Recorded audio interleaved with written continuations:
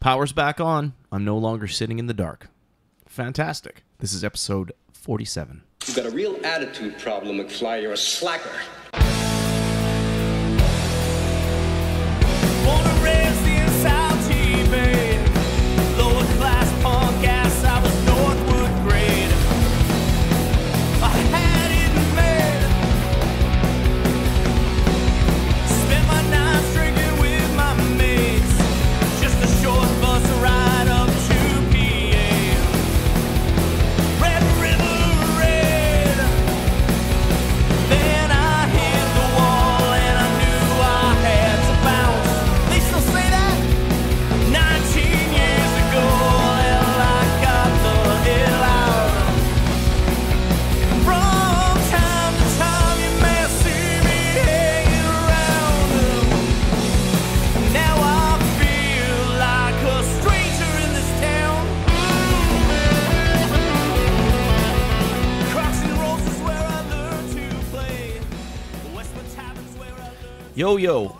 Yeah, so super crazy. Tornadoes, right? Who would have thought a tornado would come sweeping through Ottawa on, just this random day? And we all get those warnings on our phone where they pop up and it's like beep, beep, beep. And it's like tornado approaching, take cover or get shelter. And I've seen that come up like 3 or 4 different times. I'm sure of it. But everyone's just like, come on, it's Ottawa, it's Ontario, it's not gonna happen. And then, and I ignore it too. I'm just like, whatever. And wouldn't you know it, a fucking tornado came ripping through, I think 2 tornadoes came ripping through Ottawa and Quebec. And it was pretty fucking intense. Like, it was a crazy thing, and people like lost their homes and stuff. And how do you even prepare for that living in Ottawa? I don't know. I don't have many problems. I lost power for like 36 hours, but who fucking cares about that? I barbecued bacon on the I made bacon on the barbecue. Like, ooh, shit. To the people that were injured, or the people that lost their homes in this crazy freak kind of weather occurrence, I wish you the best, and I hope you guys can rebuild, and I hope everyone's okay. And Ottawa's been really awesome as far as like the hydro people for getting the power back on, and all the people that were out, first responders, if you would, getting out there and helping the people be safe. And the main thing is that nobody got killed in the tornado of 2018 in Ottawa. It's still crazy. It's still a crazy thing. But what are you gonna do? The world is a crazy place, and, stuff can happen on a dime. So, like I said, to the people that were affected by it, more than just losing power, I feel for you, and I hope for the best, and rely on your friends and your family and your city. And, everything will be okay. But, hey, I'm not a spokesman for things like that, and, I have no money to donate because I just don't. So, anyway. Whatever. Hey, this is episode 47 of Ego and Vice. I have a guest on the show today. He is an old friend. He's not that old. He's my age, but he's an old friend in actual years. I've known him since like the early 90s. He's a Thunder Bay native. Yep, back in the day of the hometown, and we used to play music together. Well, never in the same band, but he used to be in a band called Head Cramp. I used to be in a band called I Refuse, and we go back early 90s, back to the Crocs and Rolls days. He was in a band called Head Cramp. He was in a band, I think he was in he was in Trigger Happy for a while, and now he is relocated to Ottawa. I guess he's been here for, a couple of decades anyway, and it was awesome. I ran into him at House of Targ, I don't know, probably about a year ago, and I looked at him from behind the kit, and I'm like, I think I know that guy. Years change people. He still looks the same, but it's just worlds collide, and it's just like, is that who I think it was? And I went up to him and I quoted him some old Head Cramp songs, his old band, and he's like, how do you know those songs? And sure enough, lo and behold, it was my old friend Gary Doherty, drummer extraordinaire. And since then, we've kind of kept in touch on the Facebook. And he came into Southwood Studio and we sat down and we discussed the good old days and the new days, I suppose. He's in a band here in Ottawa called Audio Visceral.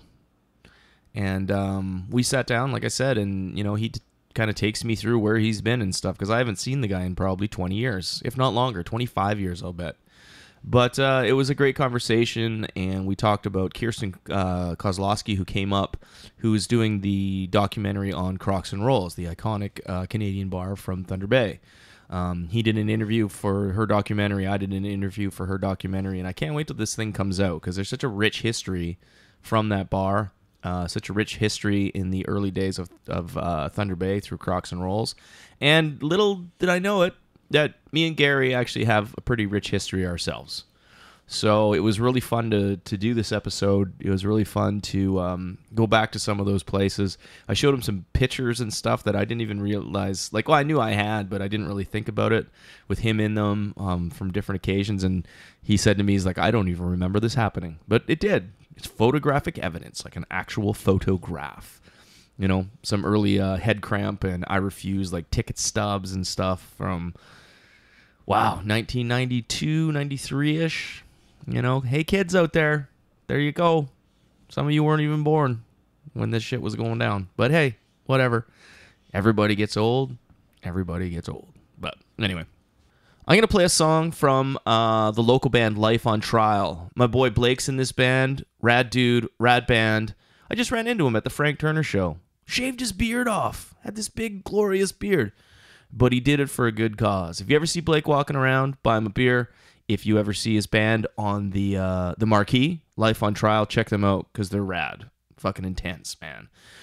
This is a song from Life on Trial called Depressed. On the other side of this song, I'm coming back with my conversation with my good pal, Gary Doherty. Strap in, kids. We're going down memory lane. For sure. Anyway. Cool, man. We'll see you on the other side. This is Ego and Vice, episode number 47.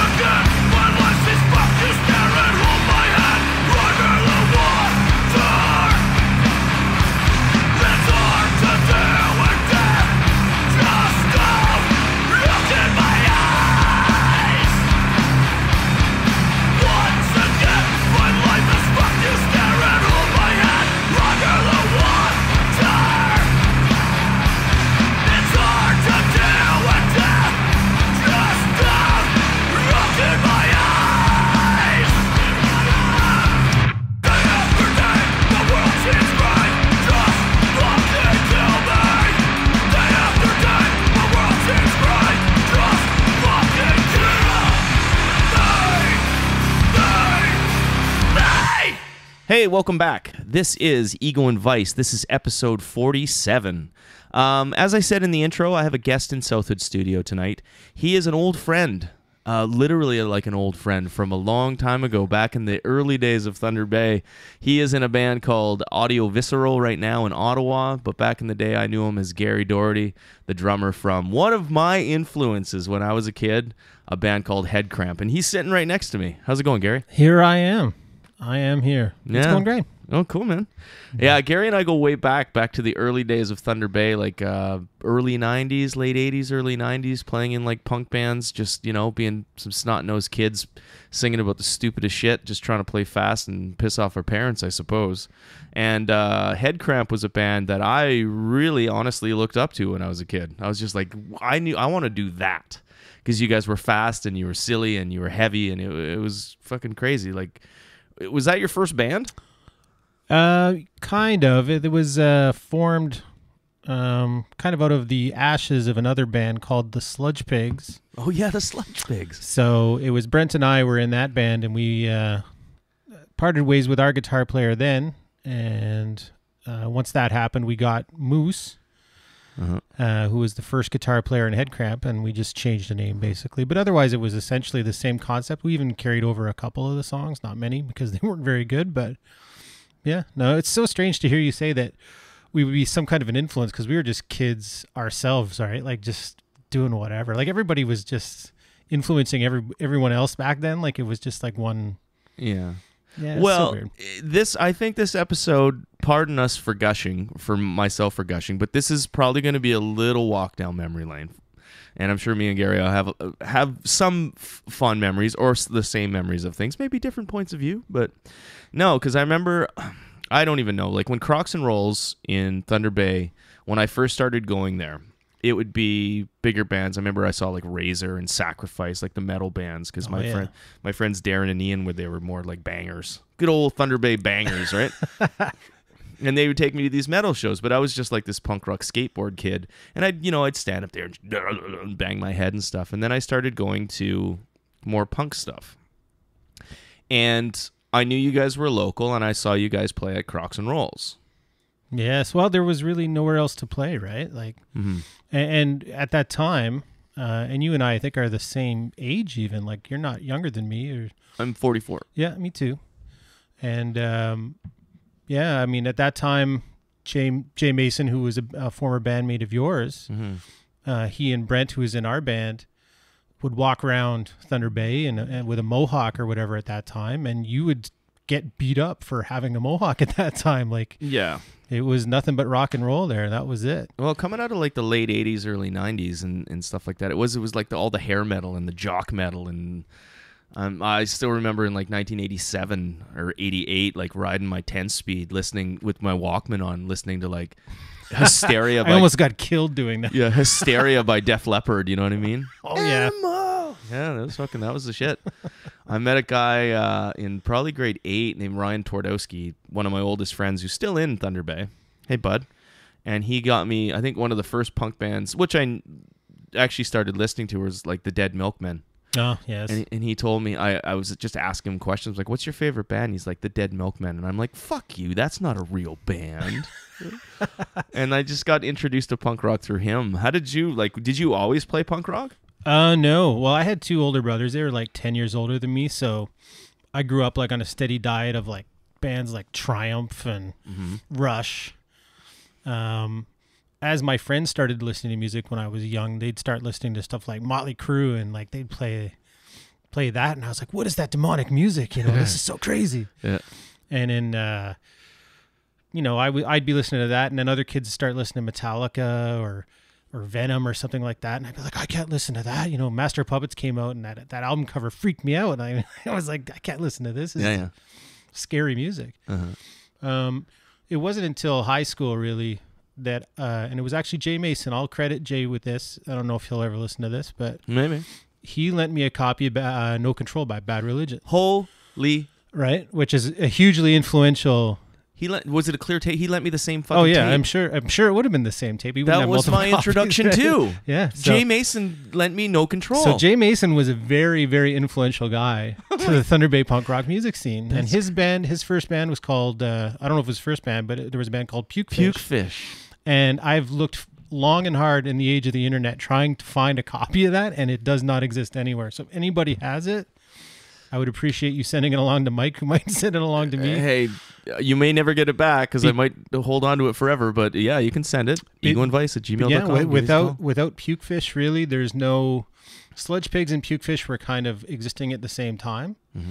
So we would play I think Sludge Pigs only played like 2 shows. I think we opened for the Forgotten Rebels once, I think. And we did a show with Pukefish, and I think that was it for that band. But yeah, like it was, I can't remember where I was going with that already. But We're talking about Jay Mason, talking about introduction to punk rock. So he gave me that copy of No Control, and I heard that, and it was like nothing I'd ever heard before, right? Like the vocal harmonies and the tempo of the music was fast, but it wasn't necessarily aggressive. No. It was more energetic, right? And so I heard that, and it opened my mind, and then Changes was a store that existed at the time, like it kind of came along. Changes. It was in the McIntyre Center, right? Oh, right by Inner City on the corner Right. there. Yeah. I remember that place. Yeah. I think it was called Changes. I can't remember now, but that was a long time Sounds ago. But right. it was like the only place, because I was a Fort William kid, and I think you were too, right? Northwood. Northwood, yeah, exactly. So we didn't get cross town to go to like St. James Music. St. James Stereo. Yeah. So all we had was like Changes, and maybe King Stereo had a couple of things, but Yeah. yeah, I'd go in there, and they'd have, suddenly there's Gangrene tapes, SNFU. I picked up Minor Threat, was probably one of my first ones. And then it just kind of opened a whole new world of music for me that was like, okay, this is what I was meant to listen to, right? Yeah. So it all started with Jay, though, really. Yeah, I think that's so crazy that he lent you that No Control tape. And I've told this story actually on this podcast a few episodes, like a bunch of episodes ago. That's weird. How my friend Jay Mason lent me the fucking, he didn't even have a cover for it. He's just, here, listen to this. Maybe I had the cover. Maybe. Because I definitely had the cover with it, because I remember reading the lyrics, because like, what is this guy saying, you know? Yeah, for sure. And it was just like, yeah, that was a huge thing. And that's when I discovered Bad Religion. And after I listened to that cassette, my life like revolved around Bad Religion. He also lent me like a videotape, the Along the Way video. You ever see that? It was like from the Suffer tour. Yeah, I think. I own that now, or I've owned it for many years. I haven't watched it for many years either, but yeah, I didn't get it from Jay. I can't remember where I got that from, but that was later on. But it started with No Control, and I think Generator. I probably went on a trip to Vancouver, picked up Generator out there. A band called Guilt Parade from Toronto, which I think might have been the first show I ever saw punk rock at Crocs. It was either Guilt Parade or SNFU, but I can't remember. But they were probably the same summer. But yeah, I saw Guilt Parade, and I was like, wow, because it was like you just looked at them, and it was like, yeah, oh wow, I need to play this. Yeah. No, I totally get it. Just to backtrack real quick, I remember Pukefish. The only song I really remember... No, I remember 2 songs. I remember they did a cover of Minor Threat's I Don't Want to Hear It. Yep. Brilliant cover, actually. That's the one I wish I still had. And I also remember a song, I don't know what it's called, but I remember a verse. And it was, gonna take that pagan idol, put it back on the shelf, take that something. Yeah. Anyway, sorry. My fucking brain. I couldn't have told you that. You started singing it, and I totally I could hear the song now. Yeah. It's so funny. Weird. So my first memories of Crocs were, like I said, were the metal shows. But then I remember I saw like the Dayglow Abortions go through, and you guys played. And I think the first time I saw SNFU was like the early 90s. Maybe when they would, after they broke up and then got back together, like in the 90s. My timeline might be fucked there, but... It would have been probably, like, the time I saw them would have been when they did the Last of the Big Time Suspenders. Last of the Big Time Suspenders, before Something Green and Leafy. So it was like the first reunion type tour that they did. Yeah. My friend Tyler Shelley from Calgary, who moved to Ottawa, he was from Alberta, or Thunder Bay, pardon me. He was from Alberta, and he moved to Thunder Bay, and he knew of, or maybe it was from Edmonton, pardon me, because that's where SNFU were from. Yep. And he found out that SNFU were coming through, and we went to Crocs, and that was the first time I saw SNFU with Chai Pig in his prime. Oh yeah, jumping up off the kick drum with his big dread at the top of his head. Yeah, man. Yeah, that show was insane, and I remember one of the Belkies going into the you remember how small the bathrooms were, but they had wireless. Oh yeah, they were big enough to have wireless back then, and they went into the bathroom. One of them, I can't remember which one it was, but yeah, that I actually went on to play in a band with Curtis, who was the bass player in SNFU at that time. Okay, yeah. So yeah, when I moved to Toronto, I played briefly in a band called Trigger Happy. Oh, cool. And Curtis was the bass player in that band at that time, and that was one of the main draws that had me leave Thunder Bay to go to Toronto, join that band. Was I have to play with Curtis, like, because I saw him play in that show, and he was just a god back then. Like he's like 6'5", and wow. How long did Head Cramp like from the start to the finish? Like you guys were together for a while, went through a couple of guitar players. Did you have 4 people at one time near the end? No, at the beginning actually. At the beginning, okay. We had a second guitar player. His name was Doug Johnson, I think. I can't remember his last name. He wasn't in the band that long, but yeah, we were better suited as a 3-piece. Mm-hmm. So we lost both he and Moose at one point and picked up Lee, and that really changed things for us because it put everybody kind of on the same level musically. Mm-hmm. And so we could kind of get heavier and do some more stuff. But we existed probably from about 91 to, I left that band probably in 94-ish, I want to say. Mm-hmm. Late 94 maybe. I was supposed to go to school at one point, so maybe might have been even a little later than that. Mm. But did they keep going? Yeah, they got another drummer, John Nastor, I believe his name was. Wasn't he a younger guy? Yeah, he was pretty young. Yeah. And he went on to he's doing crazy things in the internet world, I think. Okay. Like he's done pretty well for himself. But yeah, they kept going for another CD, and then I'm not sure what happened after that. I was already out of town by then, so. Cool. I remember during the Head Cramp days too, there was like Meathead Records. Yes. With our friend Eric Weller. Was that Eric Weller who did Meathead Records? Yeah. Or was it you guys? No, well, it was kind of a brainchild of him and Eric and Brent's. Yeah. But Eric basically, in Head Cramp, would have been the de facto 4th member. He just didn't play any instruments or write songs. Okay. But he funded us, essentially. He acted as our manager. He was a waiter at Swiss Chalet and made a ton of tips. He'd come home with like $200 in tips a night almost. Like he was a really effective waiter apparently. I guess so. And so he would like pay for a lot of our stuff, and then we'd do like he'd front the money for tours or whatever, and we'd pay him back with whatever we made. Mm-hmm. I'm sure that's how our CD got made. I don't really recall, but we wouldn't have the money to pay for it. We didn't. No. We were just kids, right? I remember you guys used to do some recording because the details are fuzzy because you have to keep in mind, a good listener, that this is literally 25 years ago. Oh, easily, yeah. Yeah, but I remember you and Eric came over because my band I Refuse had something, and you came over to my friend Al's house and you set up like all your recording gear, and you were going to record something, or maybe we did record something. Where that recording went, I have no idea. But would that have been with Simon Head, maybe? No, that was a different time. That was a little bit later. That was after Jay Mason was out of the band. We were just like a 3-piece. Yeah, so Eric probably just brought his Super VHS over and recorded you that way. He might have had like a small mixer, maybe not even as good as the one we're using now. I still, in that box where I pulled out the Head Cramp sticker, I have pictures of that day. With really? You and Eric. I was there? And us. Yeah, you were there. Jeez. It was just you and Eric that came over. Oh my God. Yeah, I vaguely, see where the fuzziness comes in. I have no recollection of that. Although if you show me the picture, that might jog it. I'll find the picture. Yeah, I know where it is. You'll have to show me. Yeah, for sure. So after you left Head Cramp, you know what? Before we even go there, let's talk about, or let's not even talk about. Let's play a Head Cramp song.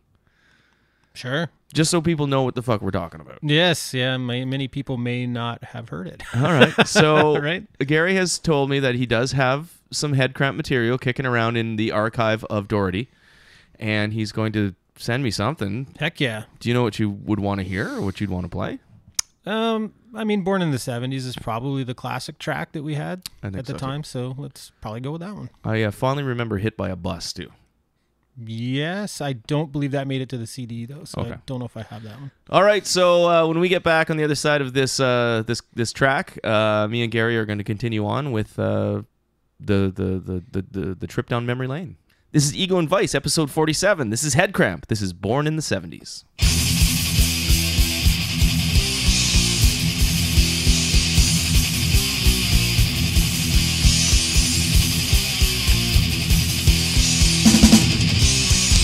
Born in the 70s. Mother made me wear black. I had a stupid haircut. Did it ever make me mad? Whoa, disco.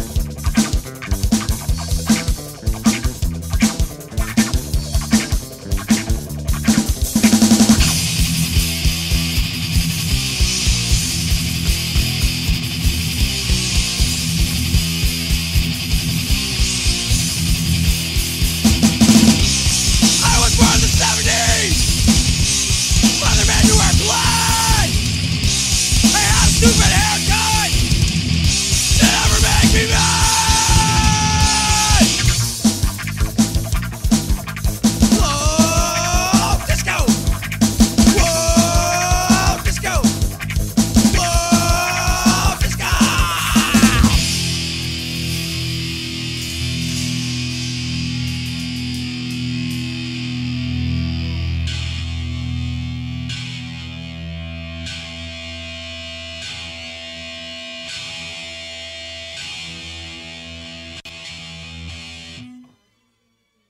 All right, that was Born in the 70s by Headcramp. I'm sitting here with Gary Doherty. So after you left Headcramp, what happened? Well, the gestation of my move to Toronto after Headcramp was kind of complicated. I originally quit Headcramp because I was supposed to go to UBC to continue in Vancouver to continue my music education. And at that time, you know, they were planning on doing tours and stuff, so I wanted to give them lots of lead-up notice. So I think I told them in the late spring that I couldn't continue in that band. And then in the meantime, I still wanted to play, right? So I had some other friends, and we got together and formed like this like indie rock type band called Bubblegum Crisis. Mm-hmm. And we only played a couple of shows. But they got really, really upset by that for some reason. Like, Because you quit one band and joined a yeah, different one? I guess they kind of thought I was full of BS. I really was going to school, and I really didn't want to put them out. So I didn't want to, you know, leave them in the lurch. I wanted to give them time to find a replacement, but I also still want to play music, right? So I was just kind of filling my time in between school and that time with this other band, but they got really upset by that. So it probably seemed like I was leaving one band for the other, but that wasn't the case. Do you still talk to Brett and Lee? Brent. Yeah, Brent is, we will have the occasional like interaction on Facebook or something, but like I haven't physically seen or talked to those guys since I left. Lee, I think, is still in Thunder Bay. Maybe I think he's a cop now, though. Oh, like that was always kind of his goal, even at that time. okay. And Brent's out in Prince George, I think, somewhere. Okay. So yeah, I mean, the opportunity just doesn't really present itself. I mean, I'd love to sit down with those guys though now. Like, lots of time has passed, and we were Sure. great friends at one time. So I'm sure there's no grudges this far into the game. I hope not, but you never know. People are funny. Yeah. Hey, Brent and Lee, give me a call. You know, we'll talk. So you ended up in Toronto. Yeah. So in between that time, so there's that time where I quit the band. I was playing with Bubblegum Crisis. I was gearing up to go to school and moved to Vancouver, and then I got a call from Al Nolan, who's the singer for Trigger Happy, and he was looking for a drummer, was familiar with us because we had played shows with them in Headcramp. And, you know, I was 20, I want to say at that time, maybe 21. And I'm still giving her, right, as far as I'm going to make a go of this music thing. Like, I want to be in a band. So, and he was selling a lot of stuff. Like, we were supposed to do like a US and European tour with SNFU and stuff like that. And he was telling me all kinds of things that I was ready to hear. And I loved that. I still love that band. And so I was like, I'll come try out. And it wasn't even like come join our band. It was come try out for our band. Yeah. And I was like, hell yeah, I'll come down and try out for your band. Like, for sure. Like, you're one of my favorite bands, and I love those guys. So, Yeah. And especially a big selling point was that Curtis, who I knew from SNFU and was in Deadbeat Backbone, was going to be the bass player. So I was like, I have to try. Yeah. You know, this is It's a great my opportunity for sure. Yeah, this is a good opportunity to make a go of it, and you know, why not, right? Like, do it now. I can always go back to school. So. Well, you're 21. It's not like you didn't have some years ahead of you. Exactly. Yeah. At the time, it doesn't necessarily feel like that, but yeah, for sure. You're just a baby now. Like, looking back, I can't believe my poor mother, what I put her through. It's unbelievable. But yeah, no, but so I moved to Toronto, and I was in that band very briefly. Like, it was a short but intense period between, say, July of 95 and probably January of 96. So leading up to the release of a record they had called I'll Shut Up When You Fuck Off, which I'm not on. But I was part of the songwriting process up to and just before. I was going to record that album, but basically I wasn't allowed to, which is fine. Sons of bitches. You ever talk to those guys anymore? Yeah, I see Al quite a lot. Mark Gibson, who was the guitar player in that band, unfortunately passed away a few years back. I never did get to speak to him after I left the band, and that's a big regret for me. But is Trigger Happy still together in some sort of yeah, form? like once Mark passed away, there was like a reunion of sorts that happened between some of the members, not all of the members, but some of them, and so it was just kind of meant to be like a tribute to Mark. The drummer Rustin, at that time, so he was the guy that replaced me, and then continued on, and he was there for a long time, for a couple of records. Okay. Basically just did like a couple of shows, and then he was done with that. He didn't want to continue with that, but they had already had a gig set up at Riot Fest.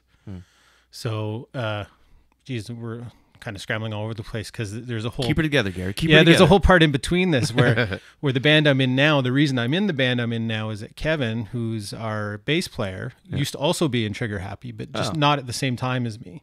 Oh, okay. So that's how we hooked up. But Kevin was taking part in this reunion and said, "Hey, do you want to play drums for this Riot Fest gig?" So I was like, "Well, hell yeah, I'll try and that." What where is this year wise? So that we're getting kind of super recent. far ahead. Yeah, Okay. we're really far ahead because this was just probably 2014, I think. All right, we'll hold that thought, and Yeah, we'll go back to Toronto, Trigger Happy, and then January came along, and Yeah, that you was moved along from there. What was next? Did you end up finally going to school? No, I never did. Like, it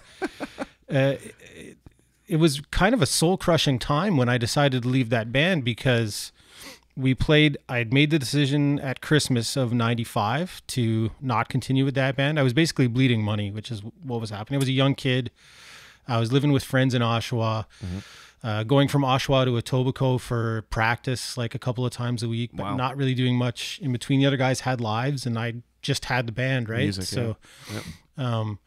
when I wasn't doing band stuff, it was a little depressing. Plus I had, my wife now we just kind of started getting together just before and while I was gone. So I was talking to her a lot and that was drawing me kind of back. To Thunder Bay. Yeah. Okay. And so I made that decision to quit. And then we played a show in Sault Ste. Marie. I packed up my drums. The guys went back to the hotel and I went to the Greyhound station. It was, he must have still been there, but remember that huge snowstorm we had? Like there was a huge snowstorm that basically shut down the city. In Thunder Bay? In Thunder Bay. That's kind of vague because it's Thunder Bay. Thunder Bay, yeah, but I remember several of those. but yeah, like I remember once I got back, I was walking up Red River Road and the snow, like in the middle of Red River Road, and the snow was past my knees. Like, right. It was crazy. But I got on a Greyhound and drove through that snowstorm back to Thunder Bay, and it was, like I said, it was incredibly soul crushing because that's when I realized, you're like going for this music thing, and I'm like, that might have been the only kind of shot I had at it. And it didn't work out and it really kind of destroyed me, right? It's like you're going back home with your tail between your legs. Did you pull away from music after that? Absolutely. Yeah. I totally did. And I tried very briefly once I got back with a couple of the old Bubblegum Crisis guys, but it's just not the same, right? Like once you get to a band of a certain caliber type, going backwards feels like a real regression, and it wasn't as stimulating as I wanted it to be. And then I just packed up the drums, and I brought them with me once I moved to Ottawa. My wife, I just kind of floated around. My wife was going to school at University of Ottawa, and my mom was living in Pembroke. So I was like, well, let's go. Yeah. And I brought the drums with me, but they sat in their case for 17 years until this recent band, Kevin, just kind of contacted me out of the blue one day. And we knew each other from Trigger Happy, and their drummer had just moved. So they were like, well, do you want to get together sometime to jam it out? And I was just at that time realizing that there was this hole there Yeah. that needed to be filled, right? So I was like, you know what? I'm just thinking about trying to get back into it. So yeah, let's do it. Sometimes you do have to step away. Like after I Refuse, the band that I started in Thunder Bay and then moved to Ottawa to continue on in like 2000. Like I was in that band from like, oh my God, I must have been in that band 10 years, different members and stuff like that. But we broke up in 2002 because we were all living together and we broke up over like a hydro bill. Just, internal squabbling and bullshit like that. And after that, I was just so fed up with it because like I moved halfway across the fucking country to do this. Oh, And, yeah. Mm-hmm. and I stopped playing for probably about, not 17 years, but I probably stopped playing for about 3 years where I just, nope, don't care anymore. Yeah, and it wasn't just I'm not playing. It was like not playing. I'm not going to shows except for like, I guess, like Bad Religion, stuff like that. Sure. Like just very, very hit or miss though. And generally speaking, not really listening to music either. Like I kind of stepped away from it for a good long time. Just completely just cut yourself off. I like cut the cord. Like it was too painful. Yeah. I slowly kind of got back into it after I stopped and I bought that acoustic guitar. I was working at a job and I got that off. This girl gave it to me. Basically, she was mad at her boyfriend, and it was her boyfriend's guitar, and he gave it to me, or she gave it to me, and I just started kind of screwing around with just like punk rock acoustic stuff, and then I started booking myself for opening gigs, just doing acoustic things. Oh wow! And it was between the last band until the band I was in the 2000s. It was probably about 5 years, and then I kind of haven't stopped since because you get the taste for it again, right? Like yeah, once well, I was and it's back into it. It's fun now, right? Like it's there's not the pressure of I have to do this or else, It's I'm doing this because it's fun and I want to do this. Absolutely. And well, it's in you. You know what I mean? And like I look at music now at 44, where I feel really privileged and blessed, if you don't mind that term, to be still like I go to work and I have friends and I do my thing and I'm a fucking adult. I am a goddamn adult, but I still get to go and play Rockstar with my friends a couple nights a week. Do you know what I mean? I get to play shows and it's just as exciting as it was when you were like 20, 19, 18 years old. You know what I mean? That type of stuff. And yeah, like the band I'm in now, and we all get along really well. And the reason that it's been so easy to be in this band that I'm in Audio Visceral is that everybody has other stuff, right? You're basically weekend warriors at that point. Exactly. Where you're like, we're going to try and do shows within, 8 hours drive or whatever on the weekends when we can. But like Steve, the guitar player in our band, he co-founded Bose with his Bose All Natural with his dad. Okay. Is it the Beauchanes? Yeah, Steve Beauchene. Yeah. Do you know Adrian Ruxtel? I do not know that name. Okay. It's all good. He's friends with those guys too anyway, so. I'm probably I've met so many people through those guys that I can't keep them straight. I'm horrible with names. So. Yeah. But yeah, so he's got himself quite busy running this brewery, and Kevin also, he was a brewer at the brewery. He's a brewer at the brewery as well, so he's busy. They've both got kids, so it's like we just kind of squeeze stuff in as we can, and when you do, it's that much more special, right? Like for sure. So what was it like? Even a practice is it like a good occasion? Of course, they're so for rare, sure, man. It's a privilege now. You know what I mean? Absolutely, And that's a good word to use. It's a privilege, and it's a great way to just kind of do your own thing and get out of the house and good stress relief. Absolutely. What was it like after all that time, that big chunk of time, when you sat down, got those drums out, got the old Swiffer sweeper, and got the dust off them, and sat down with those guys? And it's the same drum set I practice because those guys are based in Van Cleek Hill and I live in Canada, and I have a commute in front of me, an hour and 20 minutes to get to practice and back. Okay. But so I keep a drum set there and a drum set at my house, and the drum set there is the same drum set I used when I was in Headcrab. So it's like a vintage Pearl export kit now. Nice. But the first thing I did was I took those out of the shells, and they were covered with stickers from the time I was in for sure punk rock. And I'm like, I'm like 40 almost. I'm not gonna have stickers all over my drum set. So I sat there with like nail polish remover, taking off all these stickers. It was horrible. It was a horrible experience. But I got all those off. Brought her back to factory. Yeah, and then you start playing again, and it's like, oh, I don't know if I can do this, man. Did you have to work the rust off? Or what? There was I want to say it took almost 2 years to get all the rust off. Really? Yeah, it was a long time. Interesting. The first thing that wears off, like your brain is telling your arms to do stuff, and your arms are like, I'm not prepared to do that yet. Yeah. Like it was. Nope.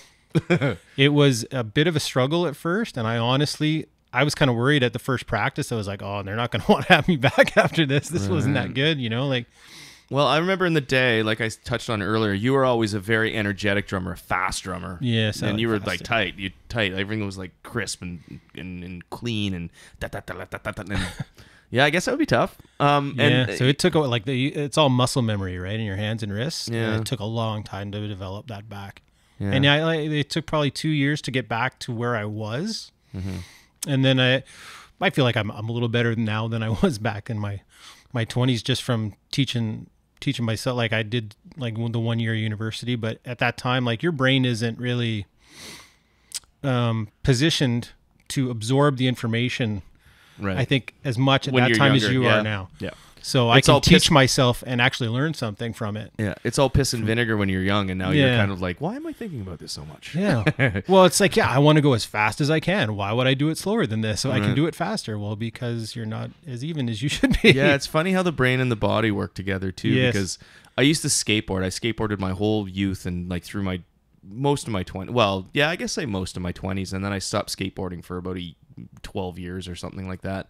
And every once in a while, I'll grab my board and I'll like jump out on the road, and my brain knows what to do. Yeah. But my body's just like Yeah, you said so with the arms, like it's Yeah. my body's like no. Yeah. So, no. there's like a disconnect from your brain to your limbs, and you're Yeah. just like, what's wrong with you? Yeah. Like, I you think can that- do this. I think that's that whole thing of like you're as young as you feel. Yeah, Mm-hmm. I respect that, but your body's gonna tell you different. Like, yeah, you're as young as you feel until you fucking get on a skateboard at 42 years old, you fucking asshole, or behind a drum kit or whatever. I remember the only time I tried to skateboard was in Ottawa, of all places, while I was in Sugar Happy. And Pat from Furnace Face, we were staying with him, and I grabbed his skateboard and I got on it.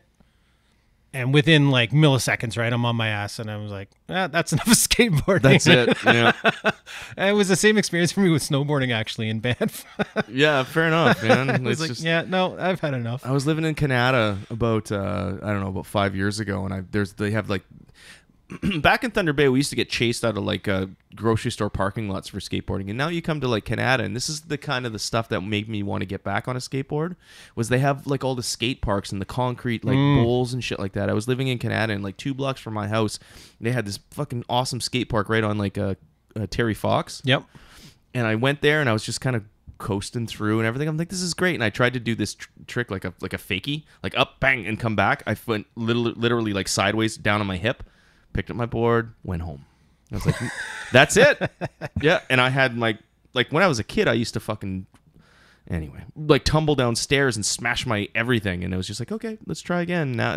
And you get to a point where it's just like, nope, Yeah. learned my lesson. It's funny you mentioned that the skateboarding friends I had in Thunder Bay all used to get kicked out of like, parkades and Parkades, especially in the winter stuff. time. You just totally to- get kicked out, but you should see the skate park they have there now at the marina. It's crazy. I know. Yeah. There's a McNabb Park over on Bronson. Amazing. If I had that when I was a kid, I'd probably turned out to be a different person. But I digress with the skateboarding.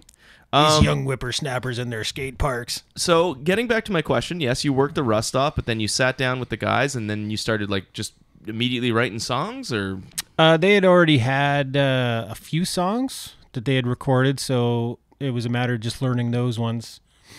A couple of covers, and then we just kind of started jamming out stuff that they had written but had not recorded yet. So it was kind of like writing them over.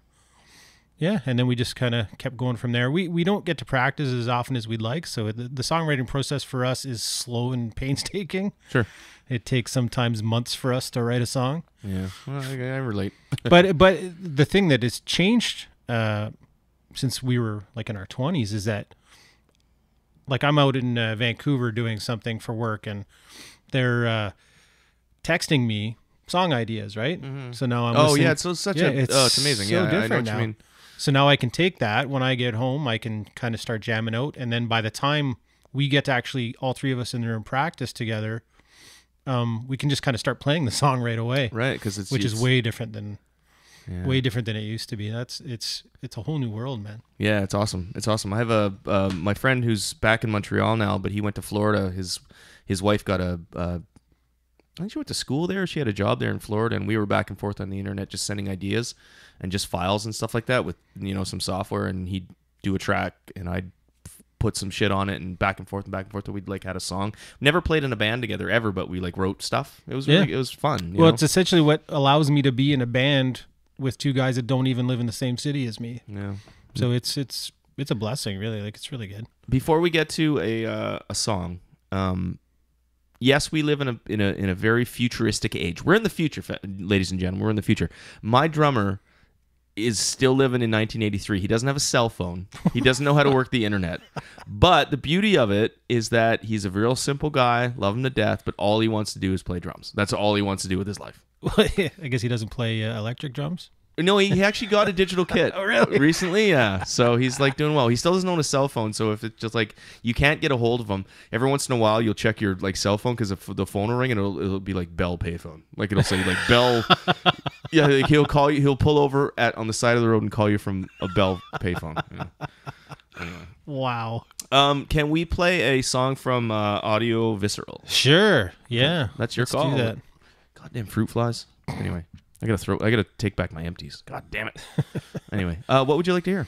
We'll throw one out there that's on the split 7-inch we have most recently released with a band called Snacks from London. So the original song we have on there is called Poop Noises. Poop Noises. Which the original title of that song was supposed to be Don't Make Me Write You a Song.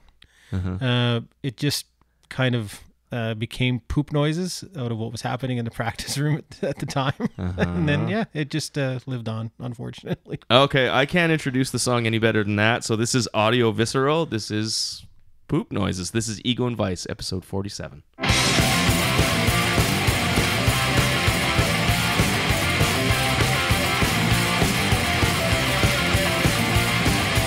I know you think it would be romantic, but experience is proven problematic. Jinx or hex or voodoo curse. Best of intentions, take it for the worst. Yeah, don't know why, but things seem to go south when I open my heart and it comes in my mouth. Afraid of the bad too, yeah, little song. That's when it gave me the idea job. So let's live in the moment and not dwell upon it. I can spit out something like there's a coupon for it. Believe that I love you and don't let it vex us, and let's leave the lyrics to my exes. Yeah, don't let it out to the song. That's when shit goes wrong. I don't wanna give you the facts. Things just don't go right when I rise.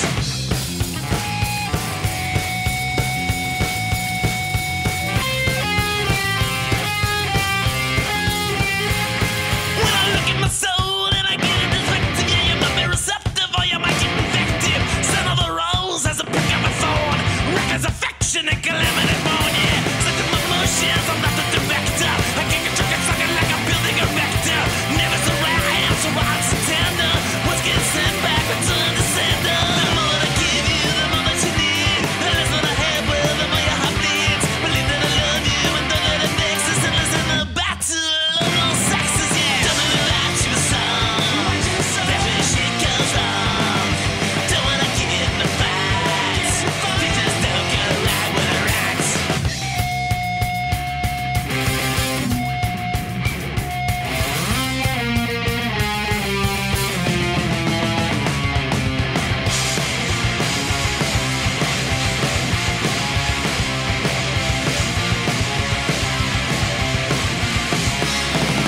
Don't make me write you a song. That's when shit goes wrong. Don't wanna give you the facts. They just don't go right when I write. Don't make me write you a song. That's when shit goes wrong.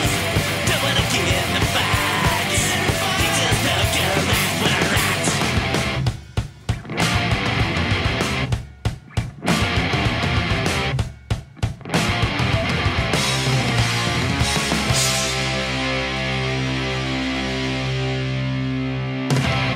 So we talked about you taking a little bit of a hiatus. You need to get away, clear your head, that type of thing. And then you busted out the drums. You started playing music again.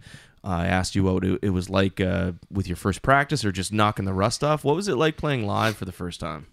Again. Live for the first time was at the same time. It was simultaneously exhilarating as hell, but also, man, I had butterflies like I'd never had before. Like it was, I guess you're conscious. that's worn off since, like that sense of nervousness when we play now. But that time, like it's the first time I played in 17 years in front of people, and it's like, wow, this is really, really kind of foreign but familiar at the same time. But it was tons of fun.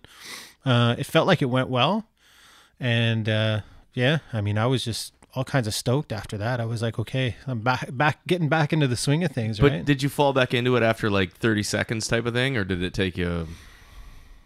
That night, it went about as well from that perspective, from a playing perspective, as I could have kind of hoped.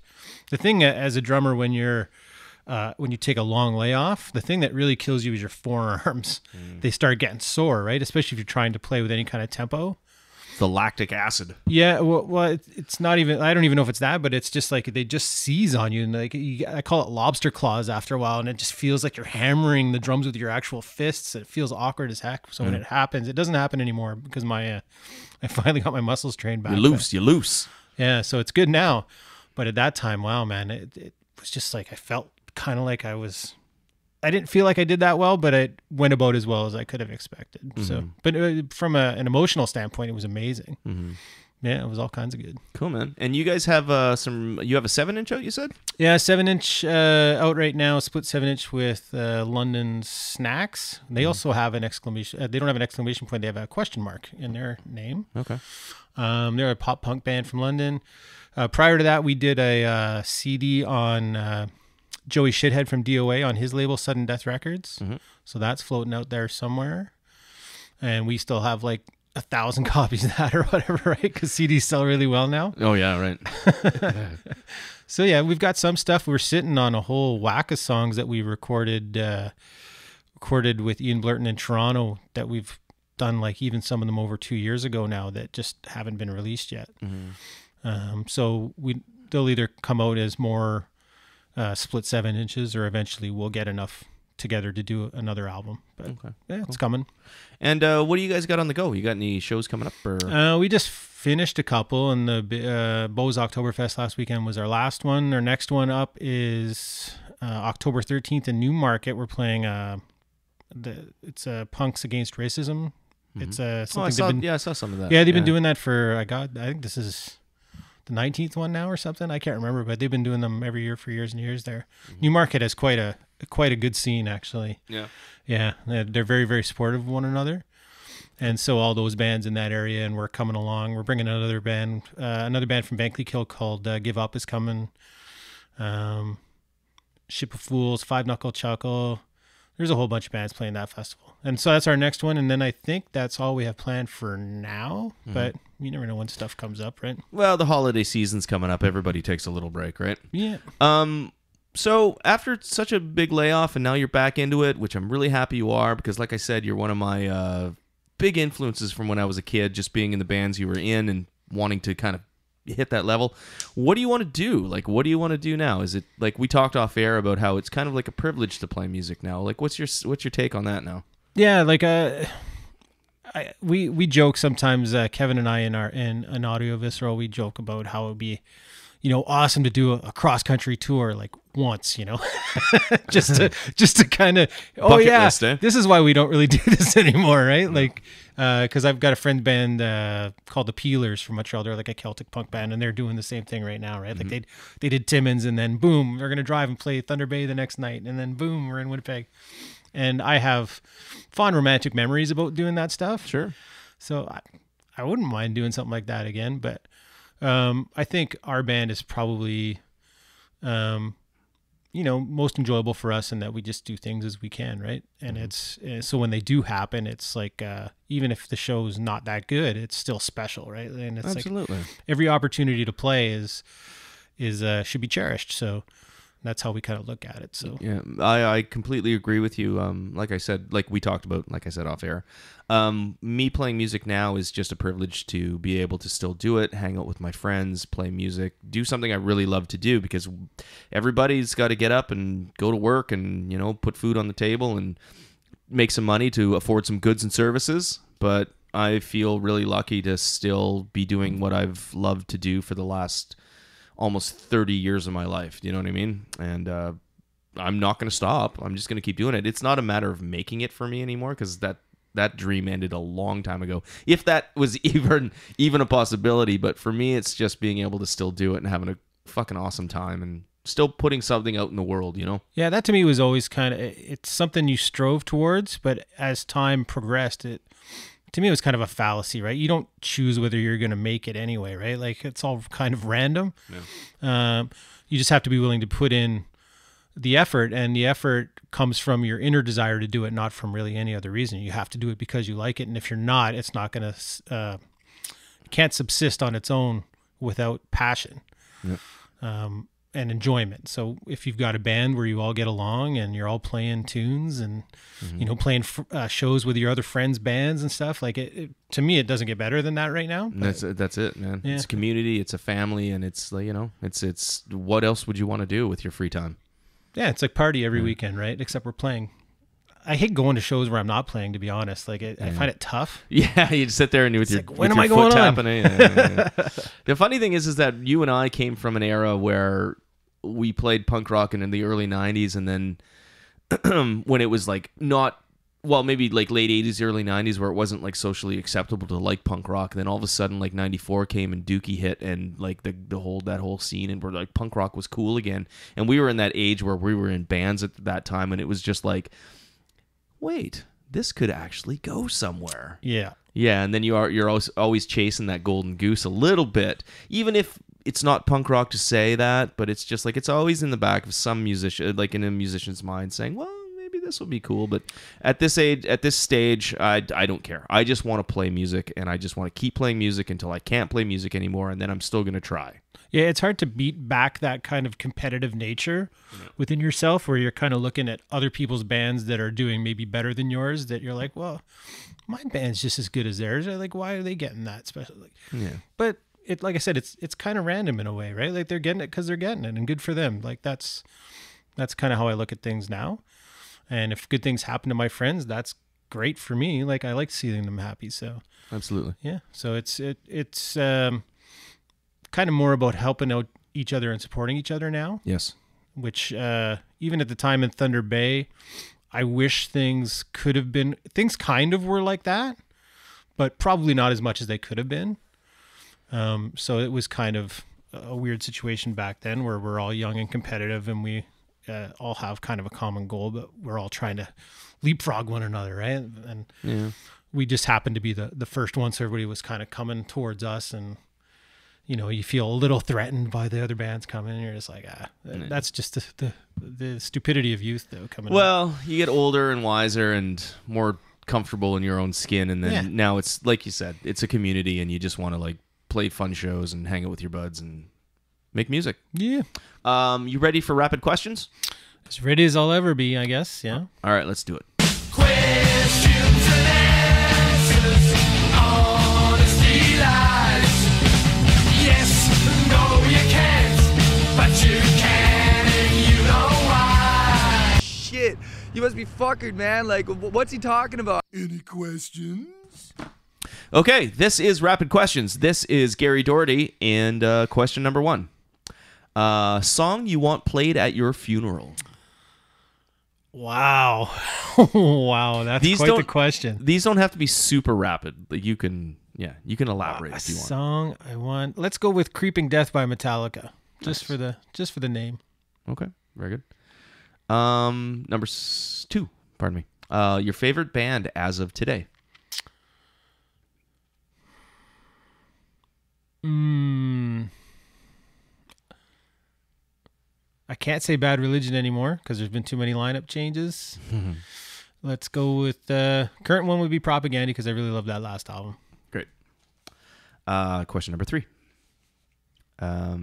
Your death row person. Who would you want sitting with you before you took that long walk? Gotta say the wife, right? Like, it's... you don't gotta. I need some Unless comfort. you gotta. No, I need some comfort at that time, for sure. Very good. Question number 4. Your favorite alcoholic drink? I think we talked about it. Oh, let's go with a nice sour beer, a nice sour craft beer. like maybe from Nickelbrook or something. Delicious. Or like Bo's Bo's All Natural doesn't really do too many sours. They have a kind of an under label called Halcyon. So I could go with the Shifting Sands from Halcyon, yeah. Okay, very good. Question number 5. A celebrity you despise and why? A celebrity I despise. Yeah, I really got no time for Kanye, really. Okay. Yeah, he bugs me. Yeah, he's a dick. Why?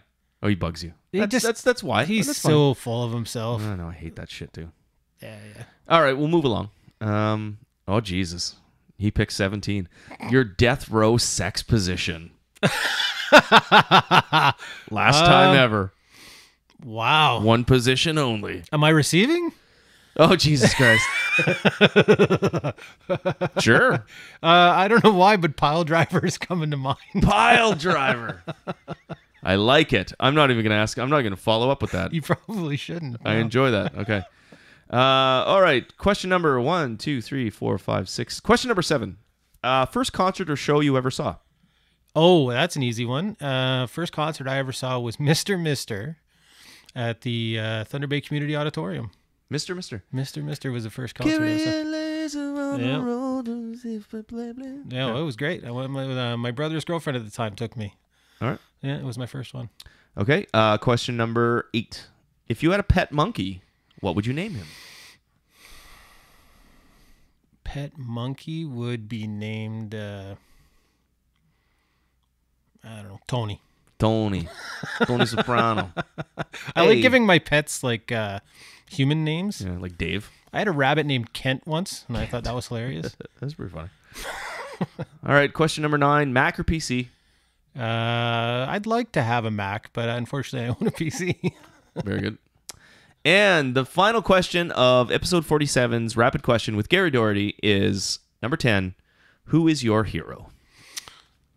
Let's go with a drummer because probably Brooks Wackerman would be my biggest hero, I think, if I had to pick one. He's my favorite drummer, so we'll go with him. Yeah, till he quit Bad Religion and joined Avenged Sevenfold. Yeah, that crushed me. That's a weird kind of... But yeah, anyway. That was like kind of the final nail in the coffin for me for Bad Religion. And then I was kind of like really on eggshells till they picked a replacement. And then they picked a replacement and I was like, I'm out. Sorry. Yeah. I was very disappointed. That's a big load. That's Jamie Miller. That's his name. Right. Yeah. Those are some big shoes to fill because after like the New America and like those Atlantic Records days of Bad Religion with Bobby Scher. Yeah. Beep, doop, beep. And all that. This is the new America. Whoa. And then they came back with, was it Process of Belief? Process of Belief was the first where one with Brett Brooks. Gurewitz was back in the band and Brooks Wackerman. And Brooks Wackerman. And like that to me is, that's my classic lineup. Yeah, that was a shot of adrenaline for that band. And we, during that time, like, because I think I told you off air, we'd done quite a bit of traveling to see Bad Religion. Yeah. And became kind of friendly with Greg Hetson, who was in Bad Religion at that time. Mm-hmm. So we used to get backstage and I'd just sit there and stare at Brooks like all show long, just like in amazement. Just a right? beast, eh? I love everything about what he does. Like it's awesome. He was kind of very divisive, right? Because he'd almost do too much like in some songs and be like, oh, what's he doing? You know, like he'd go like across time signatures and stuff and it would be like, he'd be blowing my mind, but everybody would be like, what's this noise? Yeah. But yeah, I loved a lot of those albums. I didn't love all the albums that he did with them, but yeah, I dug most of them. And then when he left, it was kind of, Greg left and then he left and it was like, I guess Bad Religion just doesn't really exist anymore. No, it's kind of a novelty now, right? It's too bad, but as long as Greg Graff and Jay Bentley's still there. Well, Brian Baker's been in the band a long time too. Yeah, actually, I got to play a show with him when he did a Dag Nasty show we opened up for in Toronto. Yeah. Oh, cool. So that was surreal to see Brian Baker like sitting there. Yeah, man, absolutely. Yeah, that was weird.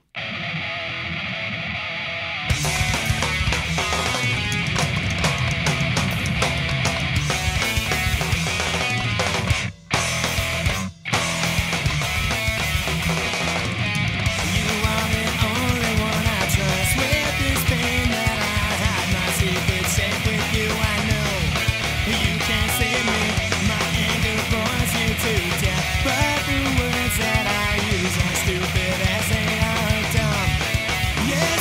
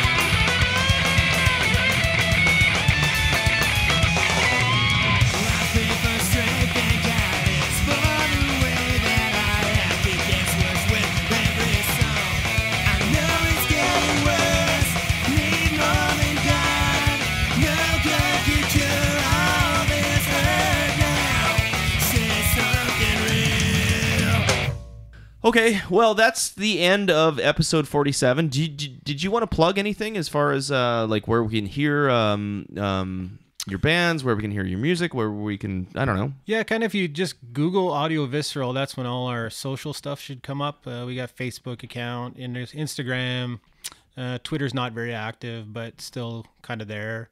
Yeah, and if you're looking for updates for us, Facebook's probably the easiest way, or Instagram probably. Just Google Audio Visceral and then don't watch any of the videos because I don't think there's any good videos of us right now. It's like I don't know what it is about like online videos, like from live bands, even like you were at the show and it was like, wow, that sounded great. And then you watch it, well, click the video, like, this sounds horrible. It's all fucking iPhone shit. Yeah, no, I know. Wish they didn't exist. Any bands out there that want a just small piece of advice from a couple of old veterans? If you want to get some odd or some video on the YouTube, don't post your buddy's iPhone footage of yourself because you're not helping yourself out. It's not you're not doing yourself any favors. You're not doing yourself any favors. And that's if we can say one thing, that's the thing I'm going to say. Gary, it's been an absolute pleasure to have you in. It's amazing to fucking connect again after all these years. We have such a fucking history together, which I didn't even realize. Well, I did realize, but and that whole Bad Religion tape and Jay Mason thing blew my mind. It's like we came up the same way and we played in the same town and here we are. Yeah, it's like parallel, right? Like yeah. It's so weird. And we're the same age and we're in the same city still fucking banging it out and with the same idea of why we're doing it. And awesome. I appreciate that. I respect that. And you should take me to where was the place in Wellington? Oh, Bar Lupulus. Take me to Bar Lupulus. Let's go have some beers. Yeah, man, anytime. Cool, man. Absolutely. All right, if you want to get a hold of me, you can always reach me at egoandvice@gmail.com. If you want to listen to the podcast, you can go to egoandvice.com.